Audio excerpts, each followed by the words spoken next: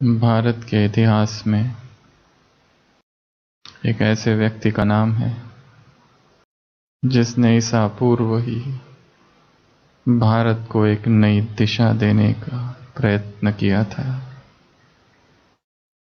भारत पर होने वाले आक्रमणों को रोका था और भारत को एक अखंड भारत के सूत्र में पिरोहित किया था।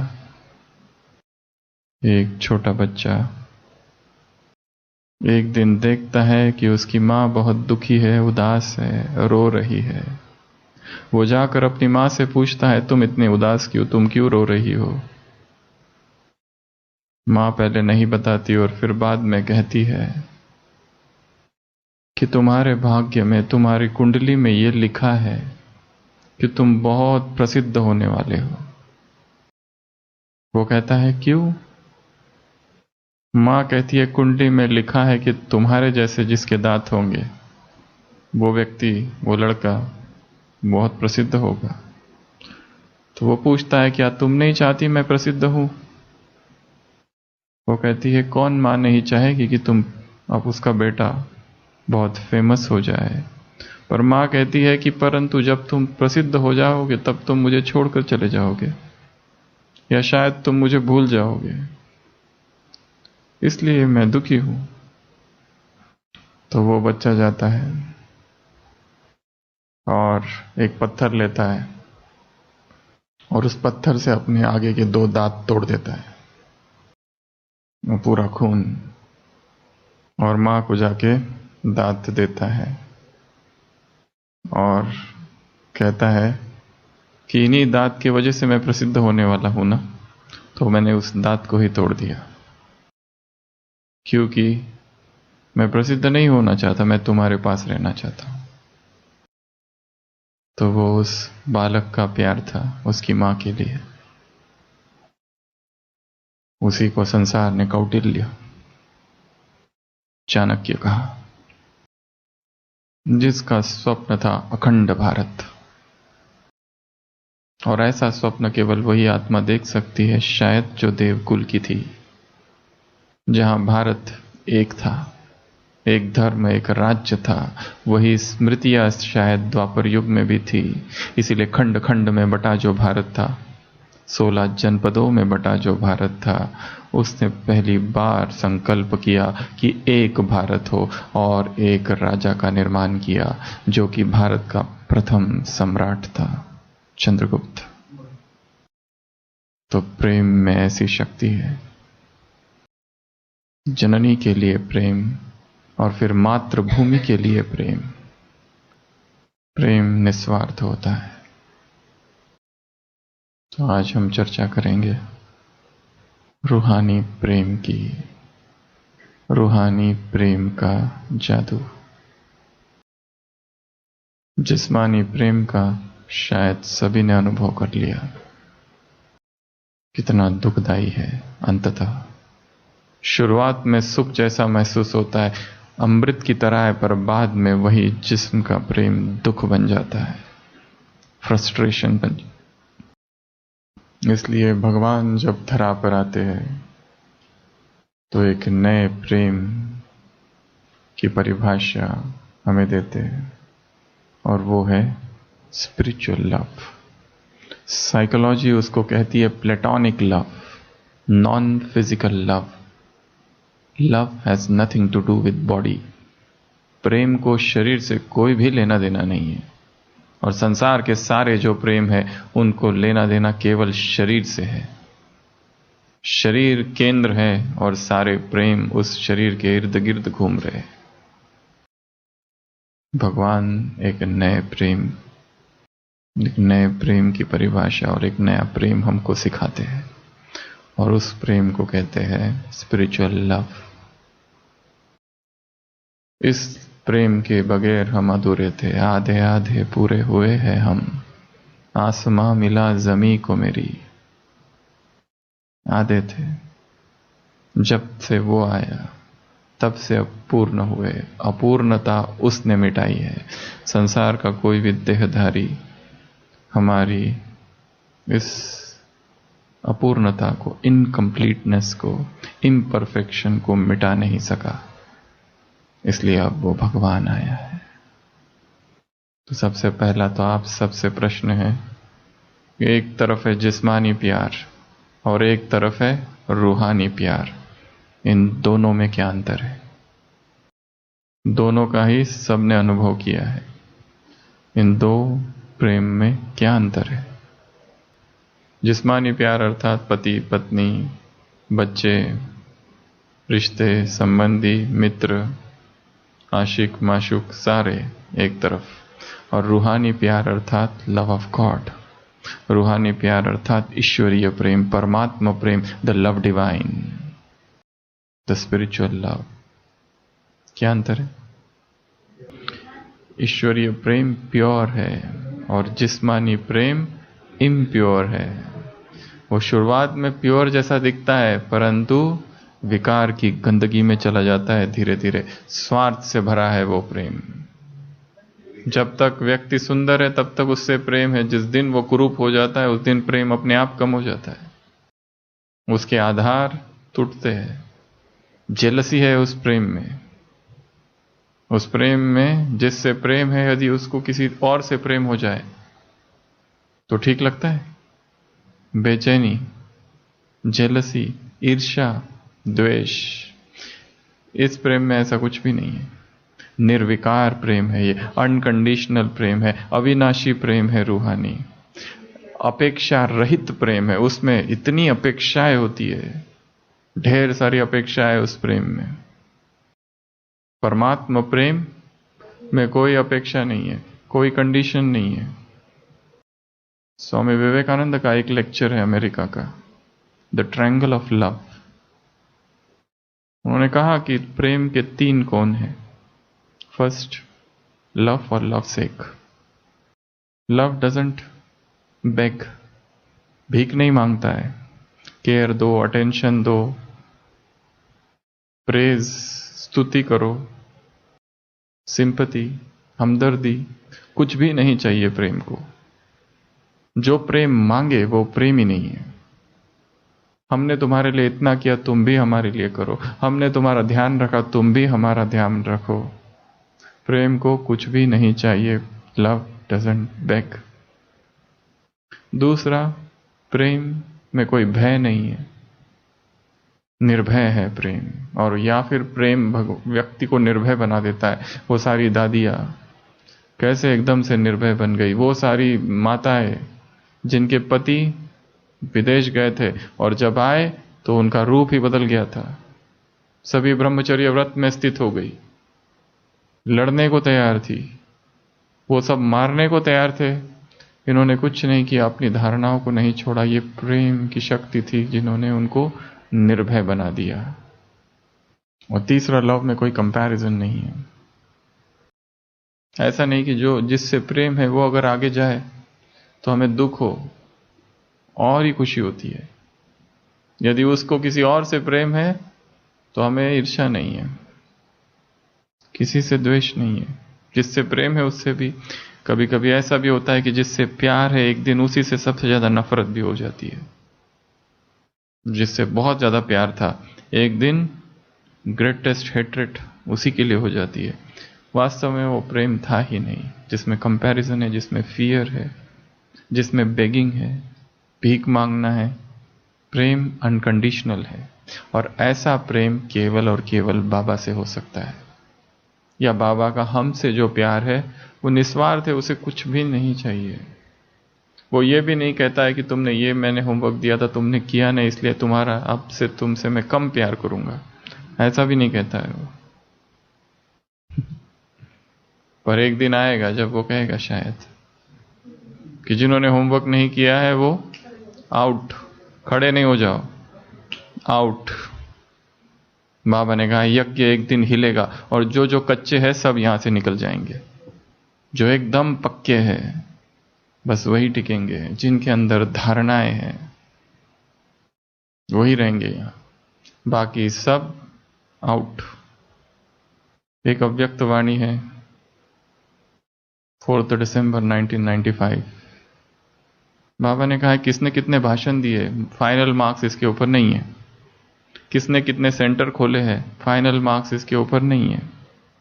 शायद टीचर से मुलाकात है। बाबा ने कहा है 30 सेंटर है, उसमें से 15 हिल रहे हैं, तो क्या किया, केवल नाम कमाया, मार्क्स नहीं मिलेंगे। कितने कोर्स कराए, कितने सेंटर खोले, कितनी प्रदर्शनी की, कितने प्रोग्राम किए, फाइनल मार्क्स इसके ऊपर नहीं है। फाइनल मार्क्स की बाबा ने परिभाषा दी है कितनी आत्माओं को योग्य बनाया और कितने स्वयं शक्तिशाली रहे, इस पर फाइनल मार्क्स है। जिसकी स्थिति आगे है वो आगे है, जिसकी पवित्रता आगे है वो आगे है। नहीं तो वर्तमान समय सेवाओं का इतना विस्तार है, इतना विस्तार, इतना मीडिया, कि व्यक्ति सेवाओं के ही जंगल में खो गया है। ज्ञान रहित, योग रहित सेवा है। ऐसी सेवाएं कभी भी सफल नहीं होती। तो रूहानी प्रेम में क्या है, कोई कंडीशन नहीं है। रूहानी प्रेम में कोई एक्सपेक्टेशंस नहीं है। रूहानी प्रेम में कोई दुख नहीं है। रूहानी प्रेम में कोई कंपैरिजन नहीं है। It is love for love sake. स्वार्थ नहीं है। हम भगवान से स्वार्थ से प्रेम करते हैं या निस्वार्थ से भाव से प्रेम करते हैं? अगर वो आके कहे कि ऐसा कोई स्वर्ग वगैरह नहीं आने वाला है, मैंने तो ऐसे ही कह दिया था, अब बोलो। मैं तो ऐसे ही कह रहा था।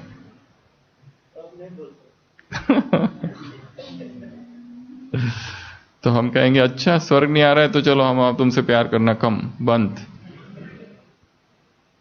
हमारा प्यार इसलिए नहीं कि वो कुछ दे रहा है।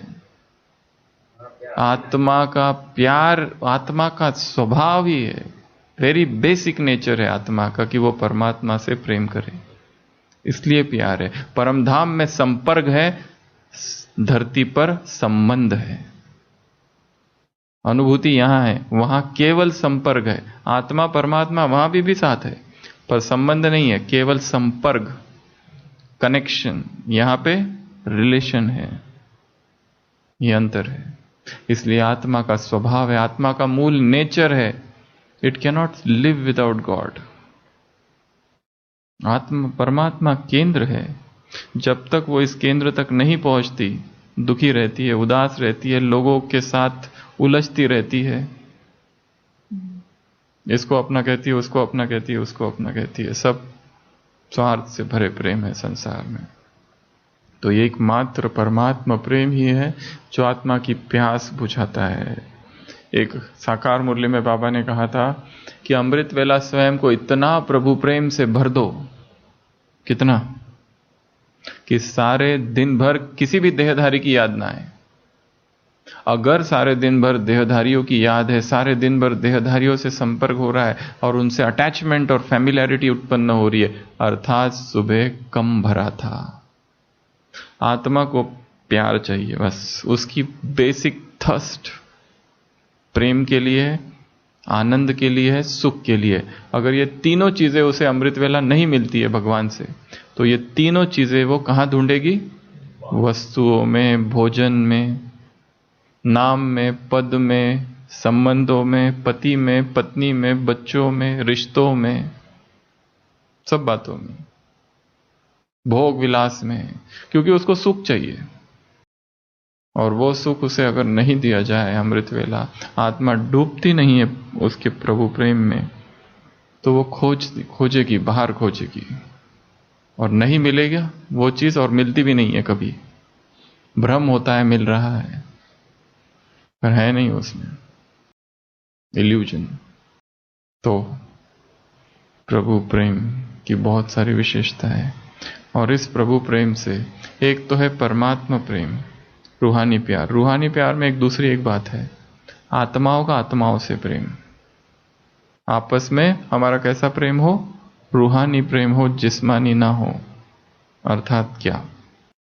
शरीर पर आधारित प्रेम ना हो।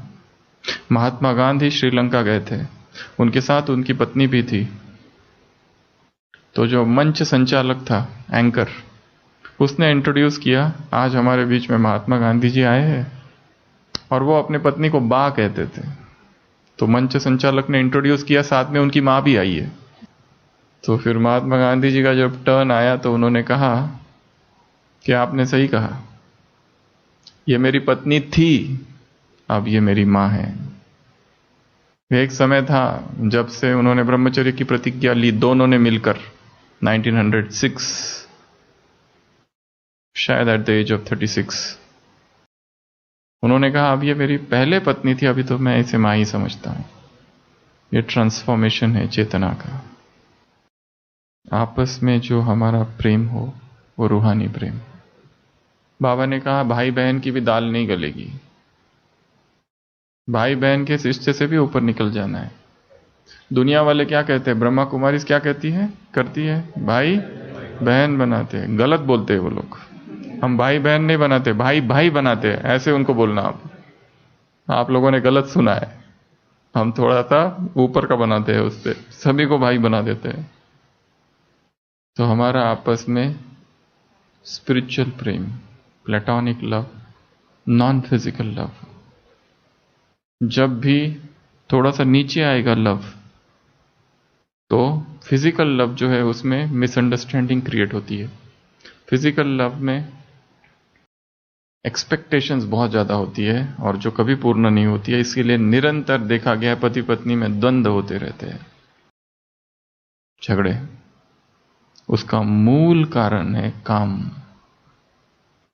लस्ट। ऊपर से कुछ और दिख रहा है, मतों में विरोध, परंतु मूल कारण है काम और कामनाएं। इसलिए प्रेम को ऊंचा उठाना है। आपस में रूहानी प्यार, लगाव वाला प्यार नहीं चाहिए, आसक्ति वाला प्यार नहीं चाहिए। क्योंकि जिस मन में आसक्ति है, लगाव है, कामुकता है, वो आत्मा इस ब्राह्मण जीवन में बढ़ नहीं पाती आगे। ब्राह्मण परिवार में ही आपस में लगाव है, भाई बहन का, भाई भाई का, बहन बहन का, कोई भी लगाव है तो आत्मा रुक जाती है वहां। तो लव ऑफ गॉड, जब हम कहते हैं परमात्मा प्रेम, इसका क्या अर्थ है? केवल बाबा से प्यार नहीं, रूहानी प्यार अर्थात केवल बाबा से प्यार नहीं, बहुत सारी चीजें। बाइबल में एक स्टेटमेंट है, not every one who cometh and saith lord lord but he that doeth the will of my father shall enter the kingdom of heaven. केवल इतना कहने वाला नहीं कि हे प्रभु, but he that doeth the will of my father, जो मेरे पिता की श्रीमत पर चलेगा, shall enter the kingdom of heaven. केवल वही आएगा। केवल नारे लगाने से कुछ नहीं होगा, मेरा बाबा मेरा बाबा मेरा बाबा। बाबा ने कहा है ये दिल का सौदा है, मुख का नहीं। ये मुख का सौदा नहीं है। तो रूहानी प्यार या परमात्मा प्यार अर्थात 10 बातों से प्यार, जो आप सभी जानते हैं, फिर भी रिवाइज करेंगे। सबसे पहले बाबा से प्यार अर्थात मुरली से प्यार। कोई कहता है मेरा भगवान से बहुत प्यार है, बाबा से बहुत प्यार है, जब से बाबा जीवन में आया बहुत खुश हूं। मुरली, उसके लिए टाइम नहीं है। मुरली थी यहां पर, मुरली हम घर पे ही पढ़ लेंगे, मुरली हम कार चलाते चलाते सुन लेंगे, मुरली हम मोबाइल में पढ़ लेंगे। भगवान से प्यार अर्थात सबसे पहले उसकी वाणी से प्यार, वो जो कह रहा है उसके वाक्यों से प्यार। वैसे ही नहीं होगा, हम सीना चीर के दिखा देंगे अंदर शिव बाबा है, वो है, पर मुरली का क्या? मुरली से प्यार नहीं है। और मुरली हमेशा यहां आकर ही सुननी है। सुबह भी बताया कि यहां के वायुमंडल में पावर है, शक्ति है, और भगवान ने निमित्त बनाया है इस स्थान को, इसलिए इस स्थान का बहुत अधिक महत्व है। इसको मधुबन ही समझना है, मिनी मधुबन। जगदीश भाई जी से कभी बाबा ने कहा था सेंटर के लिए, सेंटर ऐसा हो जिसकी दीवार किसी भी विकारी की दीवार से टच ना हो। ये ऐसा ही है। दूसरा, एक पैसा भी किसी विकारी का ना लगे। और तीसरा, वो केवल दिल्ली के लिए था, दिल्ली यूनिवर्सिटी के सामने हो, तो ये सेवा केंद्र सबसे बड़ा तीर्थ है। ये सेवा केंद्र ही मधुबन है। इसके लिए यहाँ आना है, यहाँ के वातावरण में आना है, क्योंकि यहाँ आते ही यहाँ के वाइब्रेशंस हमको फील होते हैं और आत्मा में अपने आप शक्ति भरती है। हो सकता है मुरली में 4 पेज की जो सुनी उसमें कुछ भी नया नहीं मिला आज, पर यहाँ आकर बैठे उसके भी मार्ग से, यहाँ आकर बैठे इस संगठन के बीच में आए, ब्राह्मण परिवार के बीच में आए, अपने आप एक सूक्ष्म आत्मा में ऊर्जा भर जाती है। नहीं तो सारे दिन भर बाहर माया ही माया है, विकारों की वायु है, काम विकार हवाओं में है। संसार के सारे लोग विकार में डूबे हैं। उनके लिए वही एकमात्र सुख का स्रोत है, उसके अतिरिक्त सुख है ही नहीं कुछ। उन्हें पता ही नहीं कि इस शरीर से भी ऊपर कुछ और भी है। शरीर ही सब कुछ है। शरीर की सजावट, शरीर का भोजन, शरीर का आकर्षण, शरीर की भाषा, शरीर का देश, शरीर के वस्त्र, सब सब सब शरीर के लिए है। यहाँ एकमात्र स्थान है जहाँ भगवान की वाणी सुनाई जाती है। इसलिए मुरली यहाँ के सुनिए। ये पहला, भगवान से प्यार अर्थात मुरली से प्यार, और मुरली से प्यार अर्थात मुरली में 5 शब्द है, MURLI। 5 काम करने हैं मुरली से। M अर्थात मनन। मुरली का क्या करना है? वो मुरली थी ना सुबह लेके आए। मुरली अर्थात सबसे पहला काम क्या करना है मुरली से? मनन। केवल लिखना नहीं, केवल सुनना नहीं, क्या करना है उस पर? मनन करना है। कैसे मनन करेंगे? कुछ ना कुछ पॉइंट्स निकाल लो वहां से, कुछ ना कुछ टॉपिक्स निकाल लेना वहां से, कोई ना कोई एक टॉपिक निकाल के रखना और उसके ऊपर फिर सारे दिन भर चिंतन करना। इसलिए मुरली लिखना ऐसे, जिनके पास डायरिया लेनी है पीछे रखिए सबकी डायरिया, वो ले लो सब अपनी अपनी डायरी। एक मुरली दे दीजिए मुझे, कोई भी साकार मुरली होगी तो वो दे दो। तो मुरली का क्या करना है? सबसे पहला काम चिंतन करना है, मनन करना है। क्या कहा, क्यों कहा। चिंतन की विधि है why, what, when, where, how, which. इस तरह के प्रश्न पूछना अपने आप से। एनालिसिस जब किया जाता है, एनालिसिस जब किया जाता है कोई भी चीज का, तभी वो समझ में आती है। जैसे इतनी बड़ी मुरली है, अब इसका हमको चिंतन करना है। हमने चिंतन का एक बिंदु उठाया, हमारे बोल कैसे हो। मुरली में सुबह बताया, कुछ बातें लिखी है, पर अब प्रश्न यह है बोल का आधार क्या है। एक व्यक्ति है जिसको हम उससे बहुत नफरत करते हैं और फिर वो संपर्क के बाहर हो गया, 10 साल तक उससे हमने बात नहीं की, वो कहीं विदेश चला गया या और कहीं चला गया, और तब तक हमने अपनी स्थिति बहुत अच्छी बनाई, तब तक कभी किसी को दुख नहीं दिया, बहुत पावरफुल स्टेज, योग की अवस्था, सब कुछ। और एक दिन अचानक वो सामने आ गया और हमारे मुख से उसके लिए एकदम से कटु शब्द निकल गए और फिर हमें पश्चाताप हुआ कि ऐसे मैंने क्यों बोल दिया। तो ये क्या हो गया? बोल का आधार क्या है? संकल्प। बोल का आधार क्या है? यहां तो संकल्प बहुत अच्छे थे, सभी के लिए अच्छा बोलना है, फिर भी एकदम आत्मा अचानक आ गई 10 साल के बाद, जिसके लिए बहुत घृणा थी, नफरत। उसने हमारे साथ बहुत बुरा बुरा किया, हमें बहुत सताया, षड्यंत्र किए, झूठ बोला, झूठे आरोप लगाए। ऑफिस का कोई व्यक्ति जिसने एक्यूजिशन किया फॉल्स, और फिर वो कहीं चला गया और अचानक 10 साल के बाद आए। उसके बीच हम ज्ञान में आ गए और डेली मुरलियां पढ़ रहे, लिख रहे हैं, समान मैं विश्व कल्याणकारी हूं। मेरे बोल मधुर है, मोतियों की वर्षा, प्रेरणादायक, रिकॉर्ड करने योग्य, विश्व में वाइब्रेशन महान। 10 दिन तक इसका अभ्यास किया और अचानक वो आ गया, पत्थरों की वर्षा। बोल का आधार क्या है? हम जो बोल रहे हैं वो कहां से निकल रहा है? थॉट्स तो ठीक है, भावनाएं। बोल का आधार क्या है? जब तक किसी के प्रति घृणा है, उसके लिए अच्छी भावना, उसके लिए अच्छे शब्द कभी नहीं निकलेंगे। एक एम्प्लॉय है, वो अपने बॉस से घृणा करता है, इसके लिए छुप छुप के उसकी ग्लानि करता है बैठ के, जब तक वो उसे माफ नहीं कर देगा उसके बोल ठीक नहीं होंगे।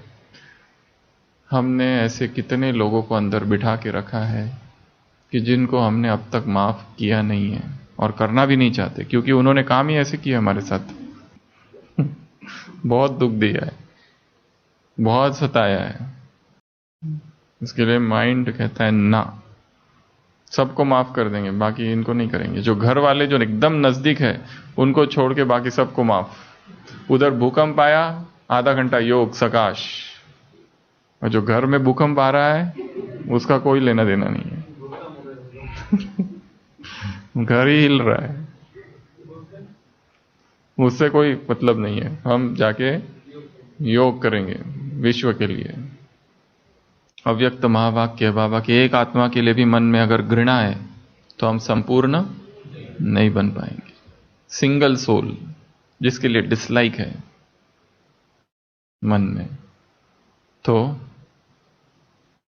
सबसे पहला है मनन। तो मुरली की हमने एक पॉइंट उठाई थी आज अभी, बोल। तो बोल का आधार है सबकॉन्शियस माइंड में जो भावनाएं हैं, संस्कार है, वो उस लेवल पे काम करना है। सारे दिन भर किससे क्या बोलना है इस पर काम नहीं करना है। नहीं तो हम सोचते हैं आज वो मिलेगा ना, बहुत अच्छा बात करूंगा, बहुत अच्छा बात करूंगा, बहुत अच्छा बात करूंगा, और जैसे वो सामने आया गड़बड़ हो गई और फिर पश्चाताप। सोचा था पूरा, प्लानिंग की थी ये बोलूंगा, परंतु जैसे वो आया सब चला गया। दमन ज्यादा समय चलता नहीं है। सप्रेशन, फीलिंग्स का सप्रेशन अगर करो तो ज्यादा समय नहीं चलता, बाहर आता ही है। बीच में 2 कन्याएं आई थी मधुबन में, उसमें से एक कन्या उसको हॉस्पिटल लेके आई, कहने लगी ये इसको कुछ करो, 2-2 घंटे में भूख लगती है इसको, मधुबन में आने के बाद। बाकी उधर नहीं, उधर ठीक रहती है, इधर 1-1 घंटे में उसको खाने के लिए चाहिए। तो ये कैसी बीमारी है? तो उसको इन्वेस्टिगेट किया थोड़ा सा डेप्थ में, तो पता चला वो जहां रहती है सेवा केंद्र, वहां एक एक चीज गिन गिन के होती है, तो उसको खाने को नहीं मिलता है उधर। तो इसलिए मधुबन में आती है तो उसको भूख ही भूख लगती है, एकदम सुनामी आ जाती है भूख की, क्या खाऊं और क्या नहीं। तो जहां जहां सप्रेशन होगा फिर वहां सुनामी आएगी, चाहे वो काम विकार हो। फिर दबा के रख दिया है लस्ट को, ट्रांसफॉर्म नहीं किया है, सब्लिमेट नहीं किया है, उसको दबाया है, वो बाहर निकलेगा। क्रोध दबा के रखा है, एक दिन अपने आप निकलेगा। लोभ अपने आप, हर विकार जिसको दबाया जाएगा वो निकलेगा। विदेश में एक ग्रुप था सन्यासियों का, फ्लैजिलिस्ट नाम का ग्रुप। वो अपने हाथ में एक चाबुक रखते थे, जैसे ही काम विकार का संकल्प आए अपने आप को मारते थे, तब तक जब तक खून ना आ जाए, सब वो उसको खत्म करने के लिए। लोगों ने काम को जीतने के कई मार्ग निकाले हैं संसार में, द्वापर से अब तक, क्योंकि ये तो सबको ही पता था सन्यासियों को कि हमें पवित्र बनना है, ब्रह्मचारी रहना है, पर इतना आसान नहीं है। तो ये एक नया मार्ग निकाला उन्होंने, दैट ग्रुप वॉज कॉल्ड फ्लैजिलिस्ट। अपने आप को सताते थे तब तक जब तक खून ना आ जाए, पर इसका कुछ उल्टा परिणाम हो गया बाद में। मारने लगे, जब ज्यादा खून आता था तो और ज्यादा विकार के संकल्प आते थे। वो चालू इसलिए किया था ताकि खत्म हो जाए, but that was a path of suppression. तो जहां जहां सप्रेस्ड होगा वहां वहां सुनामी आएगा। बोल का सप्रेशन, फीलिंग्स का सप्रेशन करके रखा, कोई इच्छा का सप्रेशन करके रखा। पहले लौकिक में थे, कॉलेज में थे, बहुत इच्छा थी जॉब करूं, पैसे कमाऊं, और फिर बीच में ही अचानक ज्ञान मिल गया, और फिर ज्ञान में आया अरे सब विनाश हो रहा है, खत्म, सब छोड़ो, और फिर सीधा आ गए ब्रह्मा कुमारीज में। और 10 साल रहने के बाद पुरानी इच्छाएं वापस जागृत हो रही है।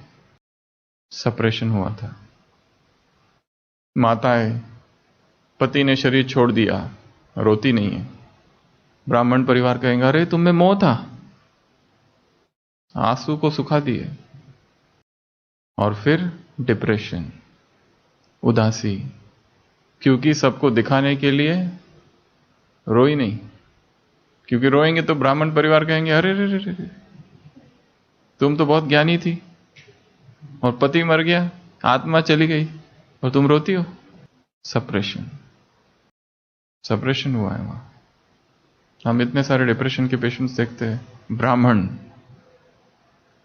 ब्राह्मण बीके भाई और बहनें, उनके अंदर गहरा डिप्रेशन है। किस कारण से? इसी एक कारण से सप्रेशन हुआ है कहीं ना कहीं। इसके लिए सप्रेशन कभी भी विधि नहीं है। दो मार्ग है, एक है भोग, एक है सप्रेशन। दोनों ही करेक्ट नहीं है। बाबा ने एक तीसरा मार्ग बताया है। उस मार्ग का नाम है प्रेममयी ज्ञानमयी समझ। चीजों को समझना है, दबाना नहीं है। समझ जाए कि ये व्यर्थ है, अपने आप छूट जाएगी वो। अच्छा, बाहर का भोजन कितने लोग खाते हैं होटल का इस सभा में? शायद ही कोई होगा। जिसको बाकी ज्ञान समझ में नहीं आया, बहुत ही कम होंगे जो बाहर का खाते हैं। या नॉनवेज कौन कौन खाता है? जो पहले खाते थे और फिर छोड़ दिया। पहले खाते थे फिर छोड़ दिया। क्या क्या क्या पुरुषार्थ किया छोड़ने के लिए? कुछ भी नहीं। क्या पुरुषार्थ किया? कुछ भी नहीं। क्यों? या अभी डर लगता है अगर कहीं से जाऊं और वहां कुछ बना है तो नहीं, मुझे वहां देखना नहीं है, क्योंकि थोड़ा भी देख लूं तो याद आ जाए, ऐसे होता है? नहीं। क्यों? सप्रेशन, अर्थात सप्रेशन में क्या होता है? ऐसा नहीं होता है, उसमें दबाना पड़ता है। उधर से वो दुकान है, उस गली से नहीं जाना, इधर से जाना है। वो अगर मिठाई देख ली, वहां समोसा वहां देख लिया, तो वो खाने की इच्छा होगी, वो मुझे नहीं खाना है, ना ना ना ना ना, ना। फिर बाहर का नहीं, हम तो अंदर का खाते हैं। क्यों इतना आसानी से भोजन की धारणा क्यों हो गई? क्योंकि समझ मिल गई वो हमारे लिए भोजन है ही नहीं, व्यर्थ है। चीजों की व्यर्थता का पता चलते ही अपने आप त्याग हो जाता है। एक दूसरा मार्ग है, जैसे बीच में बहुत समय पहले ज्ञान सरोवर में वो पीस ऑफ माइंड रिट्रीट हुई थी कभी, बहुत पहले की बात है। तो उसमें पहले दिन ही बताया था सब लोगों को साइलेंट रहना है। इतना मुश्किल हो गया सब लोगों को, इशारे से बातें करने लगे। वो तो बाहर वाले लोग आते हैं बैच और इशारों से। सप्रेशन। हमारा साइलेंस इसलिए ना हो कि थोपा गया हो, उससे कभी भी अध्यात्म नहीं होता है। अध्यात्म अंदर से आना चाहिए तो ही वो रहेगा। अगर कोई यहां आके कह दे, कोई बाहर का व्यक्ति आया यहां पर, उसको आज से कह दो कल सुबह 4 बजे उठना है, ये नहीं बताओ, उसको महत्व नहीं बताना, और उसको ये कहना बिल्कुल ब्रह्मचर्य, और तीसरा खाना तो बाहर का देखना भी नहीं, ही विल तो उसके लिए जीवन सजा हो जाएगी, क्योंकि उसको हमने सिद्धांत बता दिए, वो क्यों करना है ये नहीं बताया। इसलिए जो कुछ भी करना है उसको कैसे करना है? समझकर। जो चीज मुझसे छूट ही नहीं रही है, जरूर कहीं ना कहीं सप्रेशन हो रहा है, पहले तो उसको स्वीकार कर लो, हां है। और अब इसके वजह से नुकसान क्या क्या है उसकी लिस्ट बनाओ, नेगेटिव पॉइंट्स क्या क्या है उसकी लिस्ट बनाओ, तब वो चीज अपने आप छूट जाएगी। दमन नहीं करना है, जबरदस्ती नहीं करनी है। वो जबरदस्ती ज्यादा समय चलती नहीं है। कोई भी चीज, अगर ये भी मैं मान लूं ये मुरली मेरी है, जैसे किसी और के हाथ में दिखेगी आग लगेगी अंदर। भावनाओं पर काम करना है, थॉट्स पर कम। Feelings are more powerful than thoughts. Emotionally जिसमें व्यक्ति इन्वॉल्व हो जाता है, अपने आप सब कुछ करने को तैयार हो जाता है। विवेक से विवेक ढीला हो जाता है भावनाओं के सामने। इसलिए अपनी भावनाओं को स्पिरिचुअल बनाना है, श्रेष्ठ बनाना है, आध्यात्मिक बनाना है, और चीजों को समझना है। बाबा ये क्यों कह रहा है? काम आदि मध्य अंत दुख देता है। कौन सा आदि, किसका मध्य और किसका अंत? बहुत बड़ा प्रश्न है। किसके लिए बाबा कह रहे हैं काम आदि मध्य अंत दुख देता है? काम दुख देता है, आदि मध्य मतलब किसका आदि, किसका मध्य और किसका अंत? क्रिया का या पूरे संबंध का? या ये कल्प के लिए कहा जा रहा है? द्वापर, आदि, मध्य, अंत, व्हाट? सोचना है। तो हम बात कर रहे थे एम अर्थात मनन। हर चीज को वैसे ही स्वीकार नहीं करना है। यहां लिखा है मतलब स्वीकार कर ले, दैट्स इट? नो। दो स्टेजेस है ज्ञान में। एक होता है संशय बुद्धि, हम वो स्टेज क्रॉस कर चुके हैं, संशय नहीं है अभी। अब हमारे अंदर संदेह है। संदेह और संशय में अंतर है। संदेह पॉजिटिव है, संशय निगेटिव है।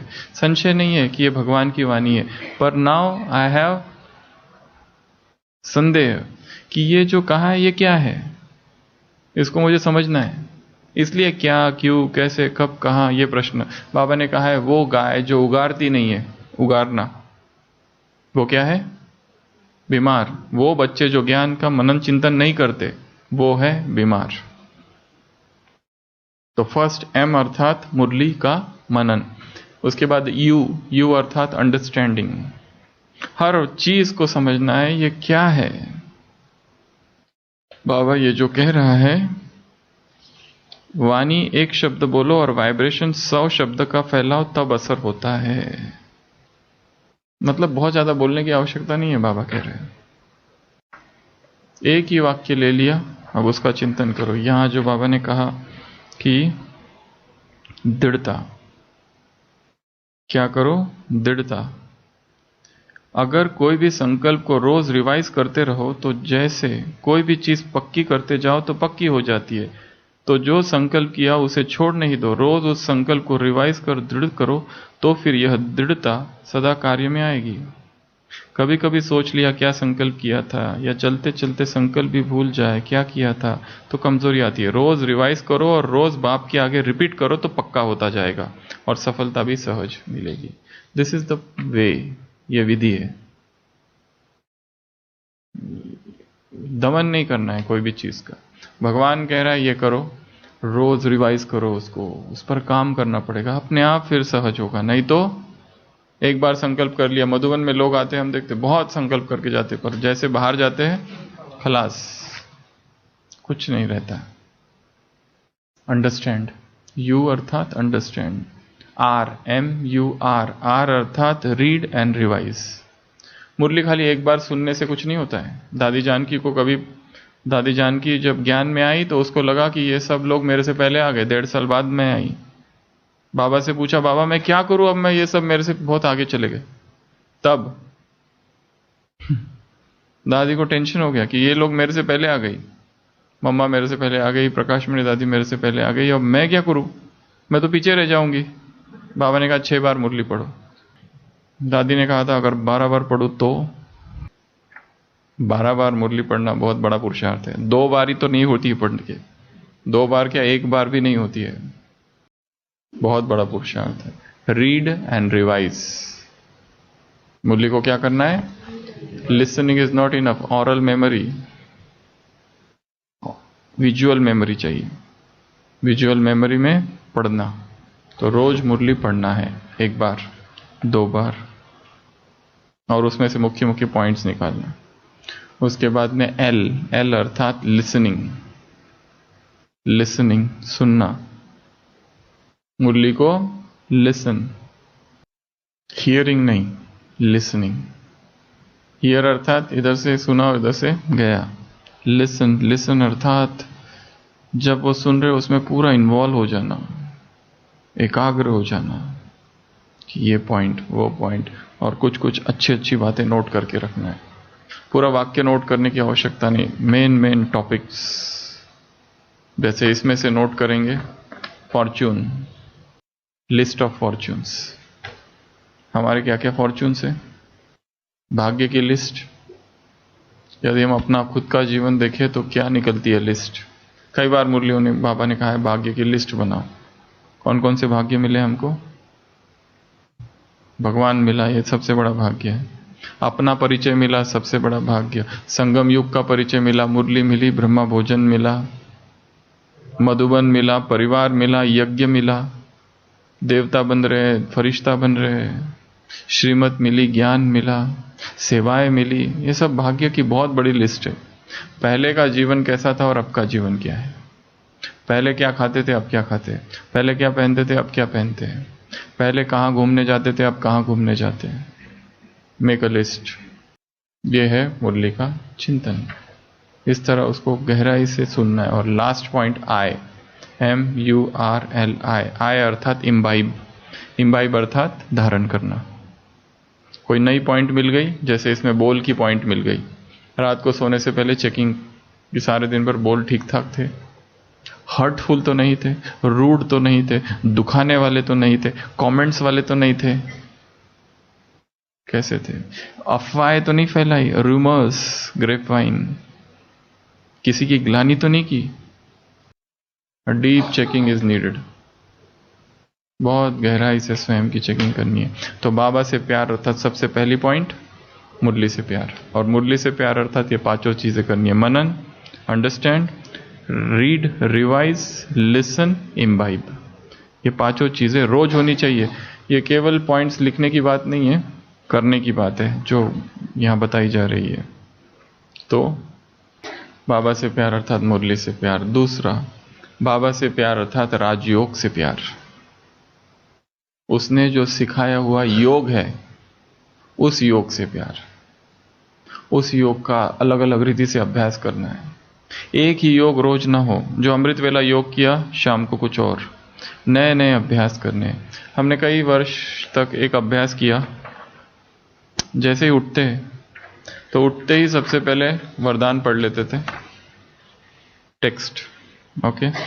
और फिर हॉस्पिटल से हम अमृत वेला करने मधुबन जाते हैं।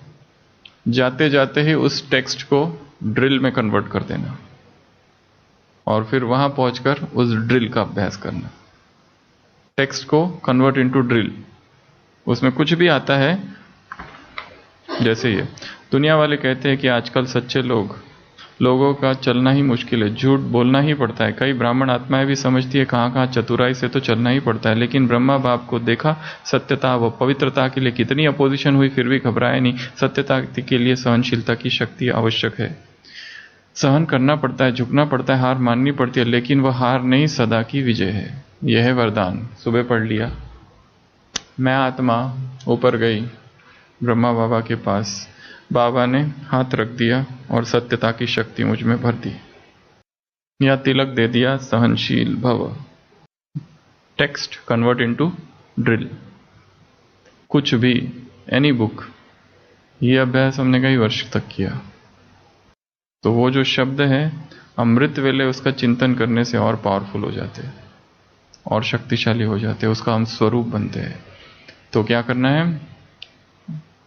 बाप से प्यार अर्थात योग से प्यार, और योग में भी क्रिएटिविटी, नवीनता, नए नए प्रकार का योग, तो राजयोग।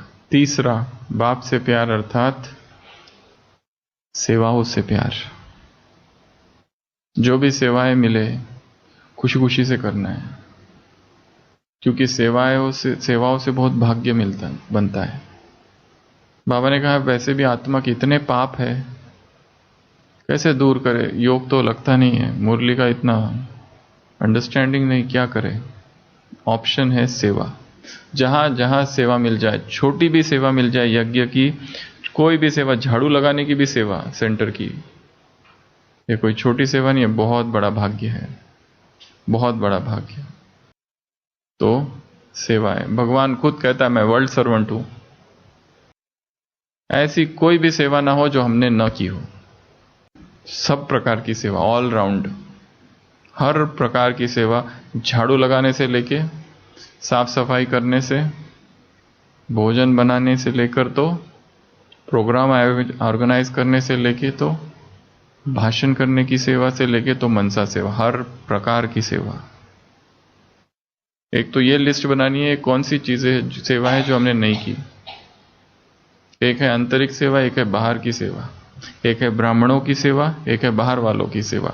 एक लिस्ट बनानी है कि पूरे शहर में कौन कौन से इंस्टीट्यूशन है जहां पर अब तक सेवाएं नहीं हुई, कौन से हॉस्पिटल्स की लिस्ट जहां सेवाएं नहीं हुई, कितने कॉलेजेस है जहां पर आज तक हम नहीं पहुंचे, वो कौन से टेक्निकल इंस्टीट्यूट्स है जहां हम नहीं गए, और हम उसका निमित्त बन सकते हैं, कुछ ना कुछ उसमें कर सकते हैं, पहचान बढ़ा सकते हैं। कुछ ना कुछ सेवा कर सकते हैं। सेवाओं में नवीनता, कौन सी वो बात है जो हमने नहीं की है?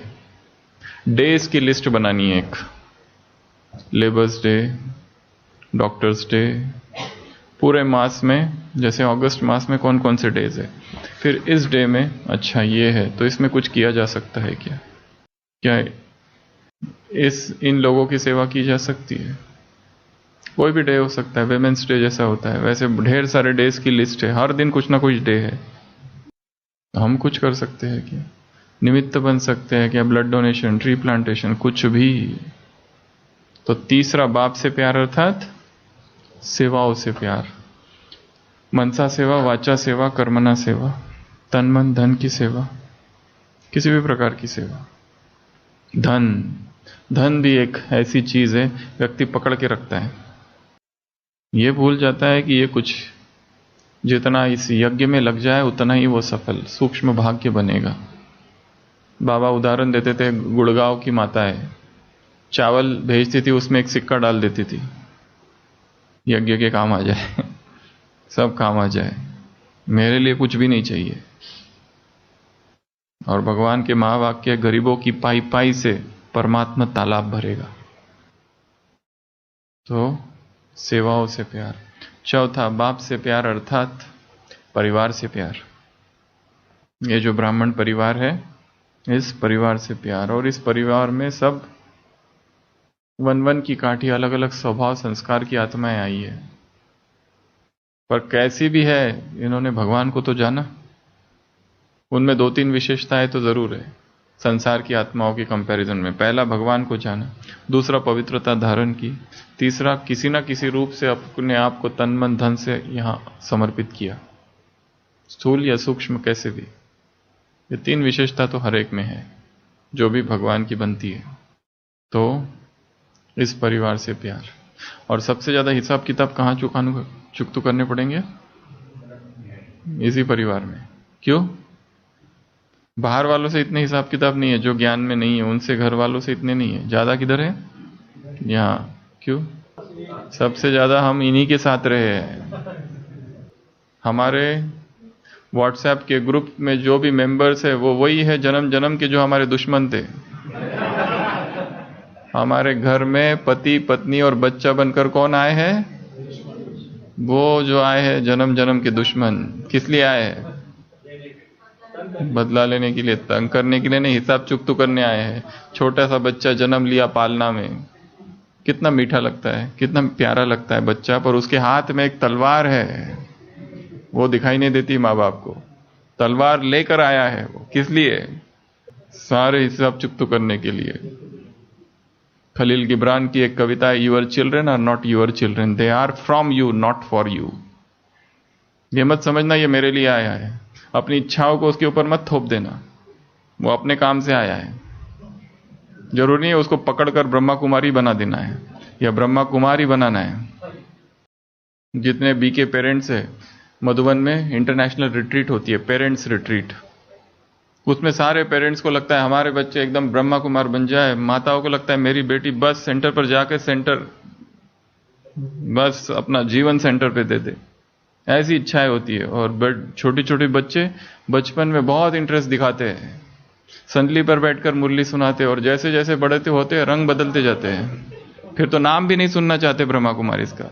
सब देख लिया, सब पता है, हजारों बार बाबा से मिल लिया, मधुबन जा चुके, अब जाना ही नहीं है। एकदम अपोजिट, विरोध। Your children are not your children, they are from you not for you. उनके अपने हिसाब है, इसलिए ज्ञान योग की इच्छाएं भी उनके ऊपर थोपना मत। वो आना चाहते तो ठीक, आज बहुत अच्छा ज्ञान में चल रहे, कल कहेंगे मुझे शादी करनी है, करा दो, उनके पीछे नहीं पड़ना है। हर एक की अपनी यात्रा है। तो हमारे सबसे ज्यादा हिसाब कहाँ है? इसी परिवार में। हर ब्राह्मण आत्मा के लिए ये ब्राह्मण परिवार एग्जामिनेशन हॉल है, और एक एक ब्राह्मण आत्मा पेपर है। एक एक ब्राह्मण आत्मा क्या है? पेपर। हर एक से एक दिन पेपर आएगा। जिनको हमने ज्ञान में लाया, कोर्स कराया, ज्ञान में लाया, मधुबन लेके गए, मुरली सुनाई, सब कुछ के एक दिन वही विरोध में खड़े हो सकते हैं, जिनकी बहुत पालना की, क्योंकि हिसाब इसी परिवार से चुकते होने हैं। और ऐसा अगर होता है तो बहुत अच्छा, होने दो, फटाफट चुकतू हो जाए तो हम भी तो मुक्तू हो जाए। फटाफट फटाफट जिसको जितनी गालियां देने आके दो और जाओ, जिसको जितना विरोध करना है करो और जाओ। ये भी तो, हमने भी तो गालियां देंगी। माता है बाबा से कहती, बाबा हमको बचाओ, हमारा पति हमको मारता है। बाप कहते, तुमने भी मारा होगा। ये मुरलियों में सुना होगा ना। बाबा ने ये थोड़ी ना कहा कि अच्छा ठीक है मैं बचाता हूं। वो बचाने की तो कहां बात करता है। एक मुरली में था, क्यों बचाओ, युद्ध में आए हो, वहां तो मरते ही है लोग, मरो। वो साक्षी है। इसलिए हो सकता है द्वापर में हम बहुत बड़े राजा थे, एक राज्य पर आक्रमण कर दिया, दूसरे राज्य पर, सब राज्य नष्ट कर दिया, सब बेघर हो गए, सब मर गए। या हो सकता है हम बहुत बड़े जमींदार थे और किसी गरीब किसान की जमीन ही हड़प ली, अब वही किसान हमारा इंचार्ज बनकर आया है। बॉस। बॉस, या पति बनकर आया है, या पत्नी बनकर आई है, या अपना बच्चा बनकर आया है। How to deal with tough boss एक किताब है। How to handle tough bosses. ये सब इधर ही होगा, पर इसके बावजूद भी ये प्रभु परिवार है। एक सूफी संत था बाईजीत, वो एक गांव गया और वहां एक झोपड़ी बना के रहने लगा, पर उसका जो पड़ोसी था बहुत तंग करता था उसको। हर दिन अपने घर का सारा कचरा आके इसके घर में डाल देता था। ये तो परेशान हो गया, ये क्या हो गया। ये तो मन में भाव है विश्व कल्याण का, सबका कल्याण हो, सब अच्छे हैं, पर ये पड़ोसी ऐसा है कि पहले दिन सारा कचरा डाल दिया, दूसरे दिन गालियां देने लगा, तीसरे दिन और कुछ किया, चौथे दिन और। इतना परेशान हो गया ये सूफी संत, अल्लाह खुदा से इबादत करने लगा, हे खुदा कुछ भी कर, इसको यहां से निकाल। खुदा की आवाज उसे स्वप्न में आती है कि मैं 40 साल से इसको सहन कर रहा हूं और तुम 4 दिन में परेशान हो गए। ये 40 साल से मेरा पड़ोसी है और तुम 4 दिन में परेशान हो गए, बस यही है तुम्हारी साधना, यही है तपस्या। इसी परिवार में सब कुछ होगा। ब्लेम कल्चर, ब्लेम कल्चर पता है, आरोप प्रत्यारोप, झूठे आरोप, ब्लेम गेम। इसी परिवार में मिसट्रस्ट, इसी परिवार में धोखा, अविश्वास, असहयोग, इसी परिवार में निंदा, विरोध, ग्लानि, सब होगा। जिसके साथ हमने जो कुछ किया था वो वापस आएगा। Not a single blow is undeserved. Vivekananda का एक वाक्य है, not a single blow is undeserved. ये तुमको जो घुसा मिला, यू डिजर्व्ड इट, जरूरी था। जो धक्का मिला, जो धोखा मिला, not a single blow is undeserved. ये कर्म फिलॉसफी है, जो जिसने किया वो उसके पास वापस आएगा। इसके लिए मेरे साथ जो कुछ हो रहा है, जहां पर मैं हूं, जिन लोगों के साथ हूं, जहां हूं, जिन लोगों के साथ हूं, जिस समय हूं, वो सब कुछ क्या है, मेरा कर्म भोग। The place where I am is the place of my spiritualisation. इसी स्थान को मुझे स्पिरिचुअलाइज करना है। अब यहां से कहीं भाग कर नहीं जाना है। अभी सोचते हैं ये घर में ये ठीक नहीं है, मैं कहीं और जाऊं। जहां जाऊं वहां पर, यहां एक रावण है, वहां 10 बैठे हैं। ये सेवा केंद्र ठीक नहीं, दूसरे सेवा केंद्र जाता हूं, वहां 10 बैठे हैं। ये घर ठीक नहीं, ये ऑफिस ठीक नहीं, ये कंपनी ठीक नहीं, कंपनी चेंज करता हूं, बॉस यहां का ठीक नहीं है, यहां का बॉस ठीक नहीं है, ये रावण है, वहां 10 रावण बैठे हैं दूसरे कंपनी में। ना तो स्थान बदलेगा, अव्यक्त महावाक्य, इन्वर्टेड कॉमा, ना स्थान बदलेगा, ना व्यक्ति बदलेंगे, ना परिस्थिति बदलेगी, तुम्हें ही बदलना है।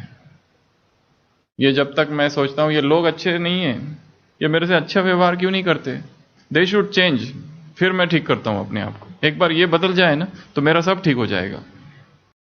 ऐसा कभी नहीं होगा। वो कभी नहीं बदलेंगे, ना व्यक्ति बदलेगा, ना स्थान, ना परिस्थिति। किसको बदलना है? मुझे। तो बाबा से प्यार अर्थात इसी परिवार से प्यार, जैसे भी है इन्हीं से तो चुकतू हो रहे, अच्छा है, होने दो चुक्त। और भी कोई होगा जिसको मैंने कुछ कहा होगा, आ जाओ फटाफट चुकतू करो, बोल तो जो बोलना है, जितने आरोप लगाने हैं लगा दो, ताकि हम हल्के हो जाएं और चले यहां से हिसाब चुकतू करके। तो बाप से प्यार अर्थात तीसरा या चौथा, इस चौथा इस परिवार से प्यार। उसके बाद में नेक्स्ट बाप से प्यार अर्थात इस यज्ञ से प्यार। यज्ञ और परिवार, परिवार अलग है, यज्ञ निराकार है। यज्ञ अर्थात जहां धारणाएं हैं वो यज्ञ है, जहां परमात्म ज्ञान का विस्तार हो रहा है वो यज्ञ है। यज्ञ ऐसी चीज नहीं है, कोई कंस्ट्रक्शनल बिल्डिंग नहीं है यज्ञ। बाबा कहते सैक्रिफिशियल फायर। यज्ञ अर्थात ये सारा यज्ञ ही है जो फैला हुआ है, जहां जहां भगवान का कार्य चालू है वो सब यज्ञ है। यज्ञ व्यक्ति भी हो सकता है, यज्ञ स्थान भी हो सकता है, यज्ञ कोई सिद्धांत भी हो सकता है, कुछ भी। यज्ञ इस यज्ञ। तो बाप से प्यार अर्थात इस यज्ञ से प्यार। अगला बाप से प्यार अर्थात मधुबन से प्यार। मधुबन से प्यार, बाप से प्यार अर्थात मधुबन से प्यार। मधुबन से प्यार अर्थात एक तो सूक्ष्म मधुबन है जो मन में, एक है स्थूल मधुबन। कई ऐसे लोग हमने देखे हैं जो कई कई सालों से मधुबन गए ही नहीं, छोड़ दिया मधुबन जाना।